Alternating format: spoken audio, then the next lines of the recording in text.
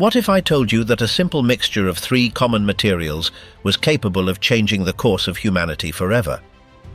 We are not talking about modern technology nor a recent discovery, but about a substance created more than 1,000 years ago that transformed war, boosted mining, redefined engineering, and altered the balance of power between empires. Gunpowder not only made firearms and artillery possible, it also marked the beginning of a new technological era. In this video, you're going to discover what gunpowder really is, how it is made, and why its impact continues to resonate to this day.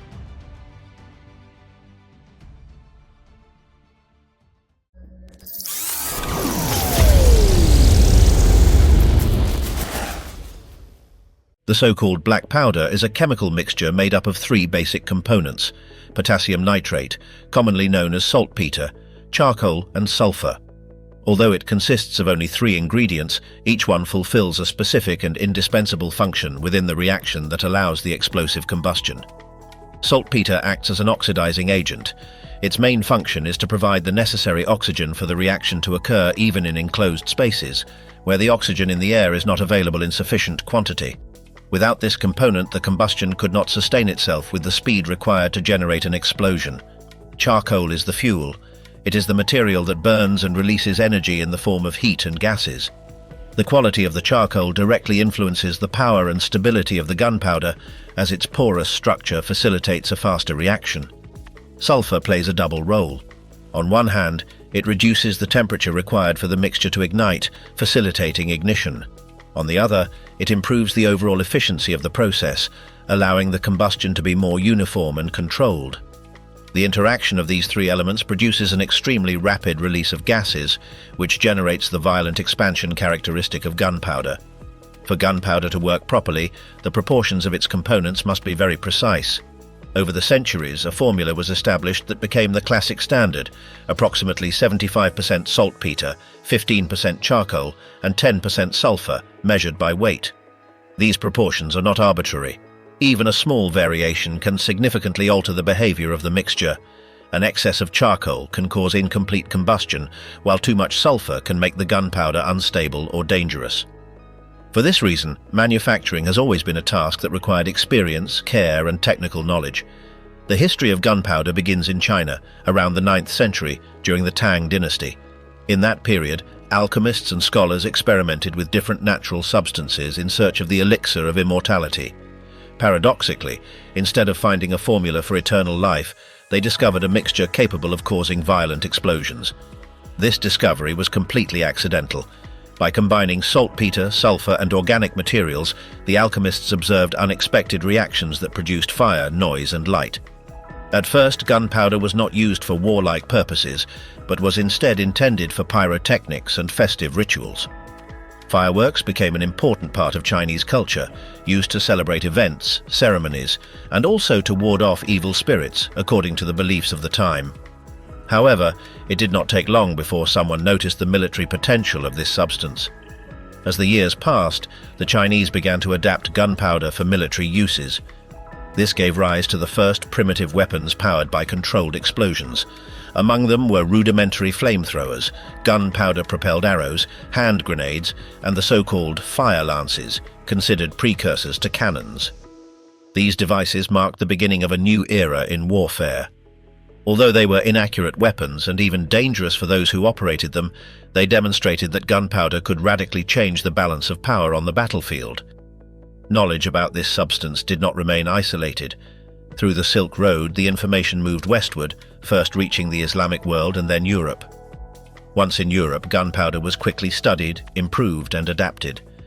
Starting in the 11th century, its use began to expand steadily. By the 14th century, it had already become a central element of European warfare. The appearance of cannons, arquebuses, and muskets completely changed military strategies. The walls of castles, which for centuries had been practically impregnable, ceased to be effective against artillery. Medieval armor, designed to withstand swords and arrows, became useless against projectiles propelled by explosions. As a consequence, armies had to modify their tactics, their organization, and their equipment. Gunpowder not only transformed weapons, but also the political and social structure of nations. The gunpowder manufacturing process begins with obtaining its basic components. Saltpeter can be found naturally in certain soils rich in nitrates, especially in dry regions. However, for centuries the main source of this material was the decomposition of organic matter. In ancient times, soils impregnated with animal excrement, plant remains, and other organic waste were collected. These materials, as they decomposed, generated nitrates. The soil was repeatedly washed with water, and the resulting liquid was filtered and evaporated until potassium nitrate crystals were obtained. Anticamente si raccoglievano terre impregnate di escrementi animali, resti vegetali e altri residui organici. Questi materiali, decomponendosi, generavano nitrati. La terra veniva lavata ripetutamente con acqua e il liquido risultante veniva filtrato ed evaporato fino a ottenere cristalli di nitrato di potassio. Questo processo era lungo, laborioso e richiedeva pazienza. Per questa ragione il salnitro divenne una risorsa strategica altamente valorizzata. Il secondo ingrediente essenziale è il carbone vegetale. Questo si ottiene tramite un processo chiamato pirolisi, che consiste nel riscaldare il legno in un ambiente con pochissimo ossigeno. Evitando la combustione completa, il legno si trasforma in carbone. Non tutti i tipi di legno producono lo stesso risultato. Alcune specie, come il salice o l'ontano, erano particolarmente apprezzate perché generavano un carbone più poroso e leggero, ideale per una combustione rapida ed efficiente. La scelta del legno influiva direttamente sulla qualità finale della polvere da sparo, quindi questo passaggio non veniva preso alla leggera. Lo zolfo è un elemento che si trova in natura, specialmente nelle zone vulcaniche. Per secoli fu estratto direttamente dai giacimenti naturali. Si poteva ottenere anche come sottoprodotto di alcuni processi metallurgici o mediante la combustione di minerali solforosi. Sebbene rappresenti la percentuale minore della miscela, il suo ruolo è fondamentale per garantire un'adeguata accensione e una reazione controllata. Una volta riuniti i tre ingredienti, ciascuno viene macinato separatamente fino a ottenere una polvere estremamente fine. Questo poteva essere fatto manualmente, utilizzando mortai, oppure mediante mulini meccanici. La finezza della polvere è cruciale, poiché una maggiore superficie di contatto tra le particelle permette una reazione più rapida ed efficiente. Dopo la macinazione, i componenti vengono mescolati con attenzione. Esistono due metodi tradizionali per questa fase. Il metodo a secco consiste nel mescolare direttamente le polveri, ma è più pericoloso a causa del rischio di scintille dovute all'attrito. Il metodo umido, invece, incorpora acqua o alcol per ridurre il rischio di ignizione accidentale e ottenere una miscela più omogenea. Una volta ottenuta la miscela, questa viene lasciata asciugare lentamente. Successivamente, il materiale secco viene passato attraverso setacci per formare granuli di dimensioni uniformi. Il diametro di questi grani varia solitamente tra 1 e 3 mm e la loro dimensione influisce direttamente sulla velocità di combustione. In alcuni periodi storici veniva applicato un processo aggiuntivo conosciuto come corning. In questo metodo la polvere già asciutta veniva leggermente inumidita, pressata in blocchi solidi e poi nuovamente frantumata. Questa procedura migliorava la stabilità, la potenza e la regolarità della polvere da sparo.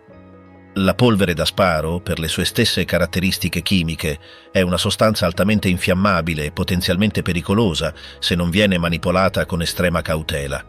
Fin dalle sue prime applicazioni, la sua produzione, conservazione e trasporto furono associati a rischi significativi. Nel corso della storia furono documentati numerosi incidenti in fabbriche, arsenali e depositi, molti dei quali con conseguenze gravi sia per i lavoratori che per le popolazioni circostanti. Questi episodi resero necessario lo sviluppo di misure di sicurezza specifiche molto prima che esistessero normative industriali moderne. Gli impianti dedicati alla produzione della polvere da sparo venivano solitamente costruiti con muri molto spessi, capaci di resistere a impatti e frammentazioni, mentre i tetti erano progettati deliberatamente leggeri. L'obiettivo era che, in caso di un'esplosione accidentale, l'energia si liberasse verso l'alto, riducendo i danni laterali ed evitando una distruzione maggiore dell'ambiente circostante. One of its most visible uses today is pyrotechnics. Black powder continues to be an essential component in the manufacture of fireworks, where its ability to produce rapid combustions, luminous flashes and controlled sound effects is utilized. It is also used in historical reenactments and in antique weapons, such as muskets and period cannons, both for educational and cultural purposes, allowing for a practical understanding of how past war systems functioned.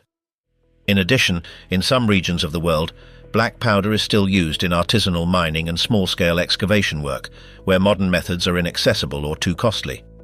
In the film and theatre industry, its controlled use allows for realistic recreation of explosions, gunshots, and special effects, always under strict safety measures. Beyond its current applications, the true value of gunpowder lies in its historical legacy. Its appearance irreversibly altered the way societies organized, fought, and expanded.